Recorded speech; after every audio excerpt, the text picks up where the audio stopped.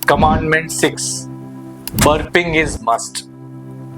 मतलब जब आप बच्चे को ब्रेस्ट फीडिंग कराते हैं उसके बाद कंधे पे रख के जब बच्चे को डकार खिलाते हैं तो उससे इन बच्चों में वॉमिटिंग कम होती है और उसकी वजह से कई बार जो एस्पिरेशन होता है वो कम होता है।